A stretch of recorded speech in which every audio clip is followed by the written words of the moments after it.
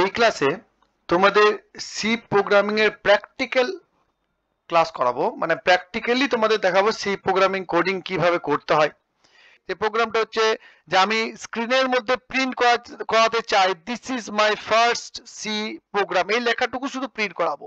তো তাই এই লেখাটা প্রিন্ট করার জন্য আমাদের ফ্লোচার্ট কিভাবে ডিজাইন করবো, অ্যালগো কিভাবে লিখবো, সি কোড কিভাবে লিখবো এবং তার আউটপুট দেখবো। তো দেখো এখানে আমরা দেখছি স্টার্ট হবে প্রোগ্রাম, তারপর আমরা প্রিন্ট করাতে চলে যাবো ডাইরেক্ট। দেখো এটা ইনপুট আউটপুট বক্স, তোমরা বুঝতে পারছো। এখানে প্রিন্ট করাবো this is my first program এবং স্ক্রিনের মধ্যে প্রিন্ট হয়ে যাবে, প্রোগ্রাম শেষ হয়ে যাবে। অ্যালগরিদম দেখো স্টেপ বাই স্টেপ লিখতে হতো। স্টেপ 1 প্রিন্ট করো কি this is my first C program এবং এন্ড প্রোগ্রাম হয়ে যাবে। তো ছোট্ট প্রোগ্রাম একবারেই। তো আমরা দেখো হ্যাশ ইনক্লুড stdio.h, এটা ইনক্লুড হচ্ছে, কি হচ্ছে ইনক্লুড stdio.h, তার মানে standard input output dot header file. এর মধ্যে দুটি বিশেষ ফাংশন থাকে। একটা ফাংশনকে বলা হয় প্রিন্টএফ ফাংশন, যা স্ক্রিনের মধ্যে কোনো কিছু প্রিন্ট করার জন্য ব্যবহার হয়। তুমি স্ক্রিনের মধ্যে কোনো লেখাকে প্রিন্ট করাতে যাও, তার জন্য তোমাকে প্রিন্টএফ ফাংশন ইউজ করতে হবে। এবং আরেকটা ফাংশন আছে স্ক্যানএফ ফাংশন, যার নিয়ে আমি একটু পরেই তোমাদের বলবো। দেখো এখানে আমি করেছি ইন্ট মেন, তোমরা ভয়েড মেনও করতে পারতে, আমি ইন্ট মেন করেছি কারণ ডেপসিতে ইন্ট মেন করতেই হবে, মেনের আগে ইন্ট ইউজ করতে হবে। তো ইন্ট মেন মিন্স মেন একটা ফাংশন যার মধ্যে ডিফাইন করা আছে যার মধ্যে যেটা রিটার্ন টাইপ হচ্ছে ইন্ট। তো মেন ফাংশনের মধ্যে ইন্ট রিটার্ন টাইপ, তাহলে প্রোগ্রামটা শেষ হওয়ার পর যে ভ্যালুটা রিটার্ন হবে সেই ভ্যালুটা 0। তাই ইন্ট মেন দিয়েছি, তাই আমি এখানে রিটার্ন 0 কে মেনশন করেছি। অনেক সময় মেনশন না করলেও কোনো অসুবিধা হয় না। তাহলে প্রিন্টএফ এর মধ্যে প্রিন্টের লেখা ফার্স্ট ব্র্যাকেট দিয়ে ডাবল ইনভার্টেড কমার মধ্যে তুমি যাই লিখবে সেটা কিন্তু স্ক্রিনে প্রিন্ট হবে। কিন্তু মনে রাখার বিষয় যে প্রিন্টএফ ফাংশন লেখার পর অবশ্যই শেষে সেমিকোলন দিতে হবে, তবেই কম্পাইলার ভাববে যে এটাই লাইনের টার্মিনেশন, মানে লাইন এখানেই শেষ হয়েছে, না হয় তোমাকে এরর মেসেজ দেবে। প্রোগ্রামটা রান করাবার পর দেখো এই যে this is my first program run করেছে, এবং আমি যেহেতু এখানে কোনো রকম গেট সি ইউজ করিনি তাই আমাকে প্রম্পট দিচ্ছে প্রেস এনি কি টু কন্টিনিউ, মানে আমি কোনো কি প্রেস করলে আবার আমি এই কোড উইন্ডোতে ফিরে যাব। এটা আমার ফার্স্ট প্রোগ্রাম ছিল, ডিকোড করলাম। নেক্সট একইভাবে আমরা এইভাবে প্রিন্ট করাতে যাচ্ছি প্রিন্টএফ ফাংশন দিয়ে 1 1 2 1 2 3 1 2 3 4 1 2 3 4 5। এই প্যাটার্নটি প্রিন্ট করার জন্য ফ্লোচার্ট, অ্যালগরিদম, সি কোড এবং তার আউটপুট আমরা দেখব। এখানে নতুন লাইন নিয়ে কন্ট্রোল নিয়ে যাওয়ার জন্য আমরা /n ব্যবহৃত হয়েছে এবং লেখার মাঝে ট্যাব দেওয়ার জন্য /t ব্যবহার হয়েছে। তার মানে সোজা কথা বলি যে আমরা /n কে সর্বদা প্রিন্টএফ ফাংশনে ওই যে ডাবল ইনভার্টেড কমার মধ্যে লিখব এবং /t কেও আমরা প্রিন্টএফ ফাংশনের মধ্যে লিখব। কিন্তু /n দিলে আমরা কোনো জায়গা থেকে একটা নিউ লাইন তৈরি করতে পারি এবং সেই লাইনে টেক্সট লিখতে পারি, এবং /t হলো দুটি টেক্সটের মাঝে একটা ফাঁকা বড় জায়গা, বিগ স্পেস বা ট্যাব দিতে ব্যবহৃত হয়। কোডিং এ দেখলে আরো ক্লিয়ার হবে, কোডিংটা দেখে নাও। স্টার্ট করব, তারপরে আমরা ফ্লোচার্টে দেখো স্টার্ট হবে, তারপর প্রিন্ট 1 হবে, তারপর প্রিন্ট হবে 1 2, তারপর প্রিন্ট হবে 1 2 3, তারপর লাইনে প্রিন্ট হবে 1 2 3 4, তারপর লাইনে প্রিন্ট হবে 1 2 3 4 5 নিয়ে এন্ড হয়ে যাবে। ফ্লোচার্টটা দেখো, এই অ্যালগরিদমটা দেখো। প্রথমে স্টেপ 1 প্রিন্ট করব আমরা কাকে, 1 কে প্রিন্ট করব। স্টেপ 2 তে আমরা প্রিন্ট করছি প্রথমে নিউ লাইন, তো নিউ লাইনে যাচ্ছে /n ইউজ করব, নিউ লাইনে যাব, তারপরে 1 কে লিখে একটা ট্যাব /t দেব, দিয়ে 2 কে লিখব। তারপরে আমরা আবার নিউ লাইনে যাব, 1 কে লিখবো, ট্যাব দেব, 2 কে লিখবো, ট্যাব দেব, 3 কে লিখবো। তারপরে প্রিন্ট ট্যাব করে নিউ লাইনে যাব, 1 লিখবো, ট্যাব দিয়ে 2 লিখবো, ট্যাব দিয়ে 3 লিখবো, ট্যাব দিয়ে 4 লিখবো।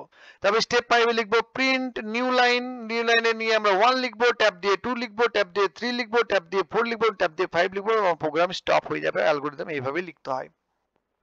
তারপর আমরা দেখছি যে কোডটা আমি যখন ডেপসিতে প্রোগ্রামটা করলাম, কিভাবে করলাম, যে হ্যাশ ইনক্লুড stdio.h, তোমাকে বললাম আগে এই ব্যাপারে। এবার নতুন একটা হেডার ফাইলের সঙ্গে তোমাদের ইন্ট্রোডিউস পরিচয় করাচ্ছি, যার হচ্ছে conio.h।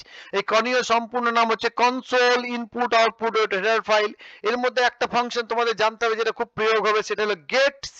দেখো নিচে আমি করেছি গেট ch, মানে হচ্ছে গেট ক্যারেক্টার ফ্রম কিবোর্ড। তার মানে কিবোর্ড থেকে কোনো একটা ক্যারেক্টার চাপা অবধি আউটপুট স্ক্রিনটা স্টে করবে, চলে যাবে না। তুমি যে কিবোর্ড থেকে একটা কি যে কোনো কি প্রেস করবে, সে আবার তোমাকে কোড উইন্ডোতে নিয়ে যাবে। তাহলে দেখো প্রথমে কি হচ্ছে প্রিন্টএফ ডাবল ইনভার্টেড কমার মধ্যে 1 সেমিকোলন রান করে যাবে, তারপর প্রিন্টএফ /n নিউ লাইনে যাবে, 1 কে প্রিন্ট করাবে, একটা ট্যাব দিলাম মানে ফাঁকা জায়গা তৈরি হলো, 2 কে লেখা হবে, দেখো এই জায়গাটা। তারপর লাইন দেখো /n 1 /t 2 /t 3, দেখো 1 /t t2/t3 এই লাইনে, তারপরে /n নিউ লাইন 1/t2/t3/t4, আবার তারপর লাইনে /n নিউ লাইন শুরু হলো 1/t2/t3/t4/t5 ইনভার্টেড কমা শেষ হলো, লাইনকে টার্মিনেট করা হলো। তুমি যদি লাইন টার্মিনেট না করো তোমাকে অবশ্যই এরর মেসেজ দেবে। ঠিকঠাক দেখে কাজ করবে, প্রথম থেকে ভুল করো না, অবশ্যই এখানে দেখে নেবে। প্রবলেম হলে আমাকে অবশ্যই কমেন্ট করে জানাবে তোমাদের কোথায় প্রবলেম হচ্ছে, কোন জায়গাটাতে, আমি অবশ্যই হেল্প করব। গেট সিএইচ করলাম কারণ কি, রিটার্ন 0 করার কারণ কি আমি আগেই বলেছি, প্রোগ্রামটা রান করলে আমার এরকম দেখতে লাগবে, এই কোড লিখলে এরকম প্রোগ্রাম দেখতে লাগবে আউটপুটে।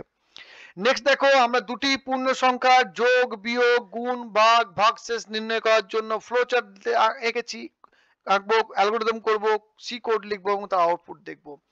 তো আমরা যখন এটা করলাম, ফ্লোচার্ট করেছি, দেখো স্টার্ট করেছি ইনপুট এন, এন একটা ভেরিয়েবল, আর ভেরিয়েবল মানে হলো একটা মেমোরির মধ্যে অ্যাড্রেস, যার নাম ওই অ্যাড্রেসটার নাম, ওই ঠিকানাটার নাম হচ্ছে n1, আর একটা ঠিকানা অ্যাড্রেসের নাম হচ্ছে n2। এই দুটো হলো ভেরিয়েবল যার মধ্যে শুধুমাত্র আমরা পূর্ণ সংখ্যা বা ইন্টিজার টাইপ স্টোর করব, সেটা প্রোগ্রামে গেলে তোমরা বুঝতে পারবে। অ্যাড, সাব, প্রড, কিউ, রেম এইগুলো আমি নিজের ইচ্ছে মতো নাম দিয়েছি। অ্যাডটার কাজ হলো অ্যাডিশন, যোগফলটাকে স্টোর করবে। সাবের কাজ হলো n1 আর n2 এর মধ্যে বিয়োগফল যেটা হবে সেটাকে স্টোর করবে। প্রড কি করবে, n1 এবং n2 এর মধ্যে যে ভ্যালু দুটো আছে সেগুলো গুণফলকে স্টোর করবে। কিউ কি করবে, n1 এবং n2 এর ভাগফলটাকে স্টোর করবে। এবং রেম কি করবে, n1 এবং n2 এর মধ্যে যে ভাগশেষটাকে স্টোর করবে। লক্ষ্য করে দেখো এখানে আমি মডুলাস অপারেটর ইউজ করেছি, তার মানে এই অপারেটরটি কি করবে, এই অপারেটরটি ভাগ শেষকে স্টোর করাবে রেম এর মধ্যে। অপারেটর গুলো যোগ বিয়োগ গুণ ভাগ এবং মডিউলাস অপারেটর বা পার্সেন্টাইল অপারেটর। তারপর প্রোগ্রামটা কি করে, প্রিন্ট অ্যাড, অ্যাডের মধ্যে এই ঠিকানার মধ্যে যে ভ্যালুটা স্টোর হয়ে আছে, যোগফলটা স্টোর হয়ে আছে সেটা প্রিন্ট হবে। তারপর প্রিন্ট হবে সাবের মধ্যে যেটা স্টোর হয়ে আছে, তারপর প্রিন্ট হবে প্রডের মধ্যে যেটা স্টোর হয়ে আছে, তারপর প্রিন্ট হবে কিউ এর মধ্যে যেটা স্টোর হয়ে আছে, তারপর প্রিন্ট হবে রেম এর মধ্যে যেটা স্টোর হয়ে আছে, নিয়ে প্রোগ্রামটা শেষ হবে। অ্যালগরিদম যদি দেখি আমরা কি দেখবো, অ্যালগরিদম দেখো ইনপুট n1 এর ভ্যালুকে ইনপুটটা মানে যে ভ্যালুটা ইউজার দেবে সেটা n1 এর মধ্যে যাবে। তারপরে ইউজার যে ভ্যালুটা দেবে সেটা n2 এর মধ্যে যাবে। তারপরে কি হবে, অ্যাড হবে, যোগফলটা n1 প্লাস n2 অ্যাড এর মধ্যে যাবে, n1 মাইনাস n2 সাবের মধ্যে যাবে, n1 ইন্টু n2 প্রডের মধ্যে যাবে, এবং n1 এর মধ্যে যে ভ্যালু আছে এবং n2 এর মধ্যে যে ভ্যালু আছে তার ভাগ ফলটে যাবে কিউ এর মধ্যে, এবং n1 এর মধ্যে যে ভ্যালু আছে এবং n2 এর মধ্যে যে ভ্যালু আছে সেটাকে ভাগ করলে ভাগশেষ যেটা হয় সেটা রেম এর মধ্যে যাবে। এবং আমরা প্রিন্ট করছি অ্যাডকে, যে ভেরিয়েবলের মধ্যে যে ভেরিয়েবল স্টোর আছে সেটাকে প্রিন্ট করাতে হবে, অ্যাডকে প্রিন্ট করালাম, সাবকে প্রিন্ট করালাম, প্রডকে প্রিন্ট করলাম, কিউকে প্রিন্ট করালাম, রেমকে প্রিন্ট করলাম, এবং আমার অ্যালগরিদম শেষ হচ্ছে। নেক্সট আমি দেখছি যে কোডিংটা যখন করছি কিভাবে, hash include stdio.h, hash include conio.h, int main, এগুলো তোমাদের আগে ডিকোড করে এসেছি তাই আমি আর বলছি না, টাইম নষ্ট করছি না। Int n1 n2 add sub prod qrem, এই লাইনটা ভেরি ইম্পর্টেন্ট, প্রথমে জেনে নাও। ইন্ট হলো ডেটা টাইপ, আগের ভিডিওতে বলেছি বেসিকে, বারবার বলছি বেসিক দেখতেই হবে নাহলে বুঝতে পারবে না। ইন্ট হলো ইন্টিজার টাইপ ডেটা, মানে পূর্ণ সংখ্যাকে স্টোর করবে, কখনো দশমিক সংখ্যাকে বা ভাসমান সংখ্যাকে স্টোর করতে পারে না। তাহলে ইন্ট n1 n2 add, এই প্রত্যেকটা মেমোরির মধ্যে এক একটা অ্যাড্রেস বা এক একটা অ্যাড্রেস তৈরি হলো যাদের নামগুলো হলো, একটা অ্যাড্রেসের নাম n1, একটা n2, একটা অ্যাড, একটা সাব, একটা প্রড, কিউ এবং রেম, এগুলো এক একটা অ্যাড্রেসের নাম, এগুলো এক একটা ভেরিয়েবল যার মধ্যে শুধুমাত্র পূর্ণ সংখ্যাকেই রাখা যাবে, অন্য কোনো সংখ্যাকে রাখা যাবে না, তাই integer data type. Print type enter first number, ইউজারকে বলুন তুমি প্রথম নাম্বার যাও, /t ইউজ করেছি, দেখো এখানে /t ফাঁকা জায়গা হয়েছে, ইউজার আমাকে 23 ভ্যালু ইনপুট করেছে। সেটা কোথায় চলে যাচ্ছে, পরের লাইনে স্ক্যান এফ, প্রথম শিখছি তোমরা, স্ক্যান এফ এর কাজ হলো ভেরিয়েবলের মধ্যে ভ্যালুটাকে পৌঁছে দেওয়া। %d ফরম্যাট স্পেসিফায়ার এখানে ইউজ করেছি, দেখো %d কেন ইউজ করেছি, কারণ এখানে ইন্টিজার ডেটা টাইপ ইউজ করেছি। তো ইন্টিজার ডেটা টাইপের মধ্যে মানে ইন্টিজার ডেটা টাইপের যে স্টোরেজ গুলো আছে তার মধ্যে ভ্যালু পৌঁছাতে গেলে আমাকে %d বা সেখান থেকে ভ্যালুকে বের করতে গেলে আমাকে %d ইউজ করতে হবে। তার সঙ্গে সঙ্গে আমরা ইউজ করছি এম্পারসেন্ট অপারেটর, এম্পারসেন্ট মানে অ্যাড্রেস, তাহলে কি হলো n1 অ্যাড্রেস এর মধ্যে যে ভ্যালুটা যাবে সেটা হলো integer value, integer type value, কম্পাইলারকে আমি জানালাম। তুমি যদি এখানে অন্য কিছু করে দাও কম্পাইলার বুঝতেই পারবে না অ্যাকচুয়ালি, কারণ n1 কে তুমি ইন্টিজার করে এসেছো, এখানে %d না দিয়ে অন্য কিছু দিলে কম্পাইলার এখানে এরর দেবে, তা %d এম্পারসেন্ট আমি তোমাদের বুঝিয়ে দিলাম। পার্সেন্ট ডি কে অবশ্যই ডবল ইনভার্টেড কমার মধ্যে লিখতে হবে, তারপরে একটা কমা দিতে হবে, তারপরে এম্পারসেন্ট সিম্বল কিবোর্ড থেকে বসাতে হবে, তারপরে n1 লিখতে হবে, ব্র্যাকেট শেষ করার পর সেমিকোলন দিয়ে লাইনটাকে টার্মিনেট করতে হবে। printf enter second number slash T একইভাবে ইন্টার দিয়ে আউটপুটে তুমি ইন্টার থাকবে এন্টার সেকেন্ড নাম্বার, তারপরে কি আছে স্ক্যান এফ, একইভাবে তোমরা দেখতে পাচ্ছ কিভাবে পার্সেন্ট দিয়ে n2 এর মধ্যে ভ্যালুটাকে পৌঁছে দেওয়া হলো, মানে তিনটা চলে গেল কার মধ্যে, n2 এর মধ্যে, 23 কার মধ্যে চলে গেল, n1 এর মধ্যে। এবার আমি বলছি add equals to n1 plus n2, যেহেতু অ্যাড একটা ইন্টিজার টাইপ ভ্যালুকে স্টোর করবে, তাহলে n1 n2 দুটো ইন্টিজার যোগ করলে ইন্টিজারই হবে, যোগফলটা অ্যাড এর মধ্যে চলে যাবে। এমন আমরা প্রিন্ট করাবে, স্টাইলটা ভালো করে লক্ষ্য করো, শিখে নাও। printf /n addition of %d and %d is %d, এখানে দেখো তিনটে %d ইউজ করেছি, মানে অ্যাডিশন অফ %d, মানে এই %d টা হলো একটা ভ্যালু, এই %d টা হলো আরেকটা ভ্যালু, এই %d টা হলো আরেকটা ভ্যালু, কোনো পার্থক্য নেই। %d এই %এর মধ্যে একটা স্পেস পড়ে গেছে বলে ভেবো না দুটোর মধ্যে কোনো পার্থক্য, দুটো একই জিনিস, একটা স্পেস পড়ে গেছে এর মধ্যে। তাহলে তুমি যখন %d লিখবে তখন তো সিরিয়ালটা অবশ্য সিকোয়েন্সটা মেনশন করে দিলাম।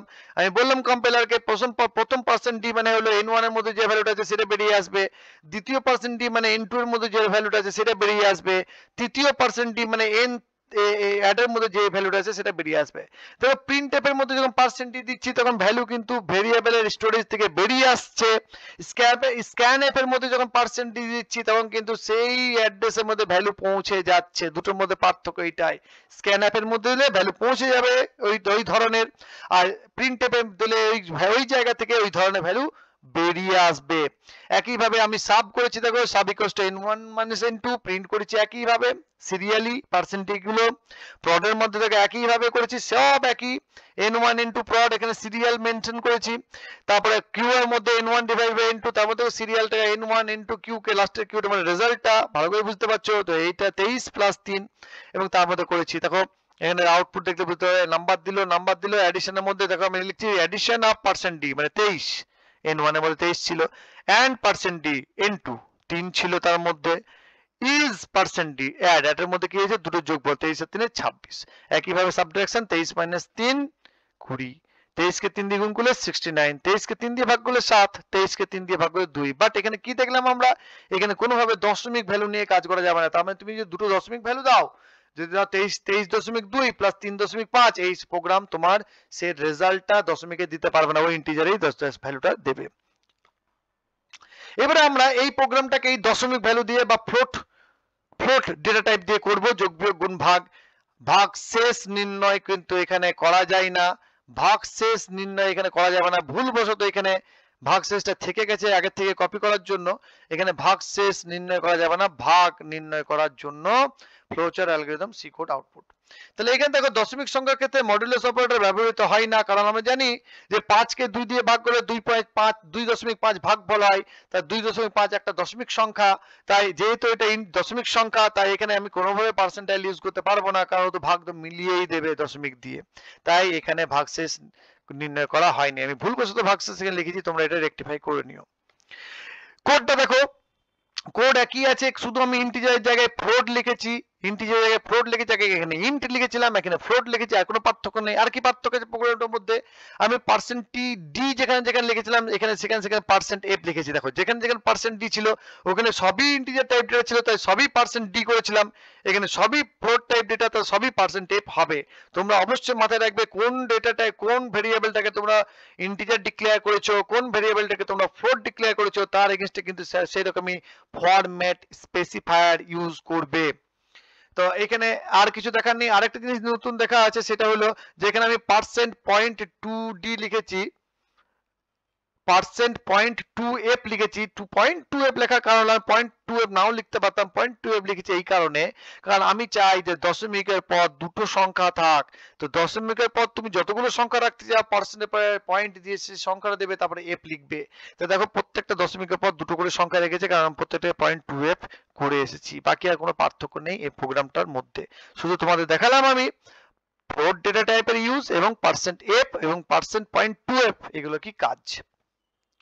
নেক্সট আমি দেখছি মোট সেকেন্ডকে ঘন্টা, মিনিট এবং সেকেন্ডে পরিবর্তন করবে। তার মানে কি, তার মানে একজন ইউজার যে আমার প্রোগ্রাম ব্যবহার করছে সে কোনো একটা সংখ্যা সেকেন্ড হিসেবে ইনপুট করবে এবং সেটাকে সমতুল্য ঘন্টা, মিনিট এবং সেকেন্ডে পরিবর্তন করবে আমার প্রোগ্রাম। দেখো ফ্লো চার্ট দেখো স্টার্ট হবে, এন এর মধ্যে সেকেন্ডটা ঢুকবে, এইচআর এর মধ্যে আমরা জানি সেকেন্ডকে 3600 দিয়ে ভাগ করলে ঘন্টা চলে যায়, এবং 3600 দিয়ে ভাগ করলে ঘন্টা চলে গেল। টেম্পের মধ্যে কি রাখছি, যে ওই যে সেকেন্ড ইনপুট হয়েছে সেটা 3600 দিয়ে ভাগ করে যে ভাগ শেষটা থাকছে সেটা ওর মধ্যে স্টোর করছি। ধরো যে কেউ 3700 সেকেন্ড ইনপুট করেছে, সে 3700 কে 3600 দিয়ে ভাগ করলে দেখো ভাগ শেষ 100 হয়, সে 100টা কিন্তু সেকেন্ড, কি যেহেতু সেকেন্ড ইনপুট করেছিল তো 100টা সেকেন্ড হবে।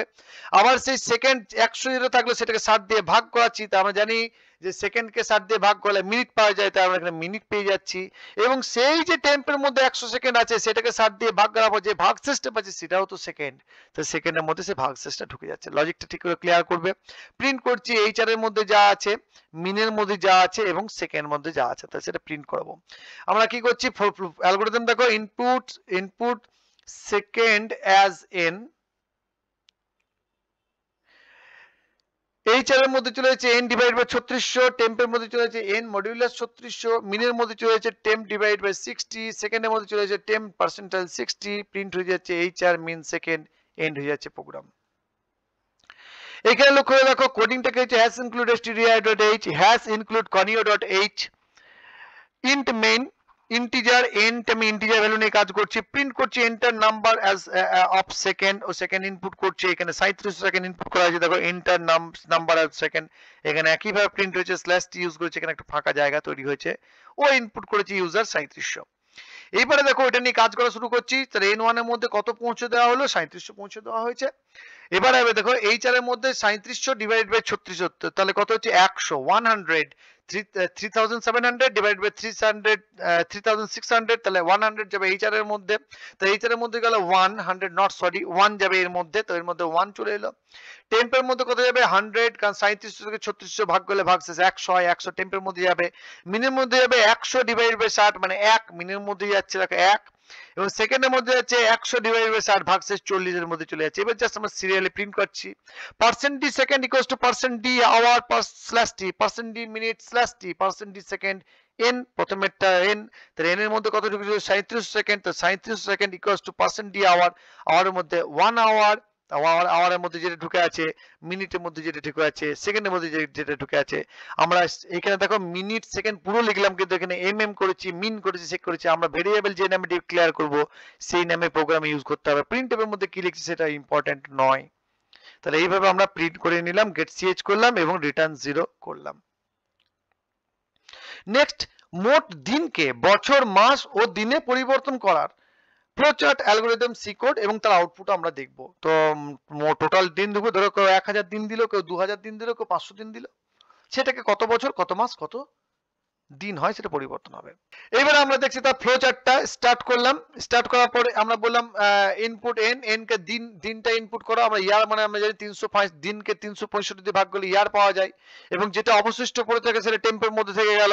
এবারে সেটাকে আমরা যেটা অবশিষ্ট আছে, ধরো 400 কে ইনপুট করেছি, 400 কে 365 দিয়ে ভাগ করলে কত হবে 1 হবে, ইয়ারের মধ্যে 1 চলে যাবে, এবং বাকি থাকবে 35, টেম্পের মধ্যে কি যাবে 35 divide by 360, sorry 400 divided by 3, কারণ n এর ভ্যালু 400, 400 ডিভাইড মডুলাস 365, তাহলে এর মধ্যে চলে যাবে 35, mm এর মধ্যে যাবে 35 ডিভাইড বাই 30 মানে 1, dd এর মধ্যে যাবে 35 মডুলাস 30 মানে 5। এটা কি হবে, আমরা স্টোরেজ ভ্যালুটা আমরা প্রিন্ট করব y by mmdd। স্টেপ 1 এর অ্যালগরিদম দেখছি ইনপুট ডেজ এন্ড n এর মধ্যে ডেজটাকে দিলাম, y equals to n divided by 365, temp equals to n modulus 365, রিমাইন্ডারটা চলে যাবে, মিনিট equals to temp এর মধ্যে যে ভ্যালুটা আছে সেটাকে 30 দিয়ে ভাগ করব, dd মানে টেম্পের মধ্যে যে ভ্যালুটা আছে সেটা 30 দিয়ে ভাগ করে ভাগশেষটা দেখব, প্রিন্ট করব y by mmdd, program end হবে। নেক্সট আমরা দেখছি হ্যাশ ইনক্লুড, আমরা ডিফাইন করলাম n, temp, dd, yy, am, এগুলো আমার নিজের সুবিধা মতো করেছি, তোমরা নিজের সুবিধা মতো করে নেবে। printf enter number of days percentile t, তো দেখো enter number of days slash 400 দিয়েছে, তো 400 কার মধ্যে চলে গেছে, n এর মধ্যে চলে গেছে। এবারে দেখো 400 ডিভাইড বাই 365 মানে 1, y এর মধ্যে 1 চলে গেল, টেম্পের মধ্যে যাচ্ছে 400 ডিভাইড বাই 365 মানে 35, টেম্পের মধ্যে চলে যাচ্ছে, মিনের মধ্যে mm এর মধ্যে কি যাচ্ছে টেম্প মধ্যে 35 ডিভাইড বাই 30 মানে 1 চলে যাচ্ছে, mm এর মধ্যে dd এর মধ্যে কত যাচ্ছে 35 ডিভাইড মডুলাস 30 মানে ভাগশেষটা কত হচ্ছে 5 যে dd এর মধ্যে চলে যাচ্ছে, এবং প্রিন্ট করছি percent d days equals to percent d year, percent d slash t, percent d month, slash t percentage serially প্রথমটাকে আমরা এন বলছি, তারপরটাকে ওয়াই ওয়াই বলছি, তারপরটাকে আমরা এম এম বলছি, তারপর পার্সেন্ট ডিটাকে আমি ডিডি বলছি। আমি গেট চেঞ্জ করে রিটার্ন 0 করে প্রোগ্রাম শেষ করছি।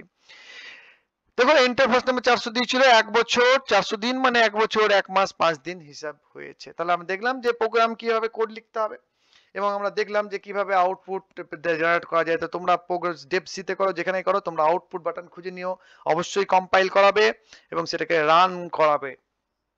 এবার আমি তোমাদের বলি যে এখান থেকে আইডিয়া নিয়ে তোমরা কি করতে পারবে, তোমরা Celsius to Fahrenheit, Fahrenheit to Celsius convert করতে পারবে, ফর্মুলা তোমরা জানোই।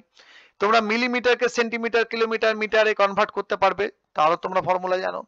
তোমরা কি করতে পারো, সিম্পল ইন্টারেস্ট সাধারণ সুদ ক্যালকুলেশন করতে পারো খুব সহজেই, যেখানে তোমরা শুধুমাত্র আসলটাকে নেবে এবং আসলটাকে নেবে, সুদের হারকে নেবে, সময়কে নেবে এবং তোমরা সুদ আসল এবং সুদকে প্রিন্ট করাতে পারো। তোমরা কি করতে পারো, তোমরা দিনকে ইনপুট নিয়ে পরে সেটাকে উইকে কনভার্ট করতে পারো, মানে কত সপ্তাহ কত দিন হচ্ছে সেটা কনভার্ট করতে পারো। এইভাবে তোমরা ছোট ছোট অনেক প্রোগ্রামই করতে পারো আমার এই প্রোগ্রামগুলো থেকে আইডিয়া নিয়ে। অবশ্যই তোমরা যে প্রোগ্রামগুলো বললাম সেই প্রোগ্রামগুলো অবশ্যই কনভার্ট করবে, তাহলে তোমাদের সুবিধা হবে। আরেকটা করতে পারো a প্লাস b এর whole square equals to a square plus 2ab plus b square. এই ধরনের ছোট ছোট প্রোগ্রাম তোমরা করতে পারো, যেটা তোমাদের প্রোগ্রামিং কনসেপ্ট ক্লিয়ার হবে। আর এই ভিডিওতে আমি তোমাদের বেসিক কয়েকটা প্রোগ্রাম 5-6টা প্রোগ্রাম দেখালাম, তাই আমি বেসিক প্রোগ্রাম নিয়ে আর বেশি আলোচনা করতে চাই না। তোমাদের যদি আরো কিছু প্রোগ্রাম সম্পর্কে জানার থাকে তোমরা আমাকে অবশ্যই কমেন্ট করে লিখবে। তোমাদের প্রোগ্রাম করতে গিয়ে কোথাও যদি অসুবিধা হয়ে থাকে, এরর হয়ে থাকে, অবশ্যই আমাকে কমেন্ট করে লিখবে কোথায় তোমাদের এরর হয়েছে, আমি তোমাদের অবশ্যই হেল্প করব। আর এর পরের নেক্সট যে ভিডিও হবে, যেহেতু এটা আমি সি প্রোগ্রামিং এর সিরিজ করছি, তো এখানে আমি একদম সি প্রোগ্রামিং এন্ড অবধি যাব। তো তোমরা, এটা আমার থার্ড ভিডিও, এর আগে দুটো বেসিক ভিডিও করেছি, এটা তোমাদের প্রোগ্রামিং এর জাস্ট। আর আমি তোমাদের প্রোগ্রামিং করে দেখাচ্ছি না, তার কারণ একটা সিম্পল, একটা প্রোগ্রামিং করে রান করিয়ে তোমাদের আমি রেডি করছি প্রেজেন্টেশনের মাধ্যমে। আমি যদি একটা প্রোগ্রাম করতে যাই তাহলে একটা প্রোগ্রাম বা দুটো প্রোগ্রামে আর একটা ভিডিও, আমি এতক্ষণ টাইম তোমরা দেখবেও না, আমি এতক্ষণ টাইম ওয়েস্ট করতেও চাই না। তাই আমি প্রোগ্রামটা করে রেডি করে ফ্লো চার্ট, অ্যালগো সমস্ত কিছু করে তোমাদের রেডি করে দিচ্ছি। তোমরা কোডকে নোট ডাউন করতে পারো, কিন্তু কোডটা নোট ডাউন করে লাভ হবে না, তুমি কোড দেখে কোড করে জীবনে কিছু শিখবে না, তোমাকে নিজে কোড করতে হবে। তাই চেষ্টা করো নিজে কোড করার। এবং নেক্সট ভিডিওতে আমি তোমাদের ব্রাঞ্চিং স্টেটমেন্ট, আমি তোমাদের ইফ এলস ইউজ করা শেখাবো। সেখানে আমরা গ্রেড ক্যালকুলেশন করব, আমরা লিপ ইয়ার করব, আমরা ইভেন আউট প্রোগ্রাম করব, আমরা পজিটিভ নেগেটিভ প্রোগ্রাম করব এবং তোমাদের কিছু প্রোগ্রাম করার পরামর্শ দেবো। অবশ্যই তোমরা নেক্সট ভিডিওতে সেগুলো দেখার আগে অবশ্যই তোমরা বেসিকটাকে ক্লিয়ার করে রাখবে।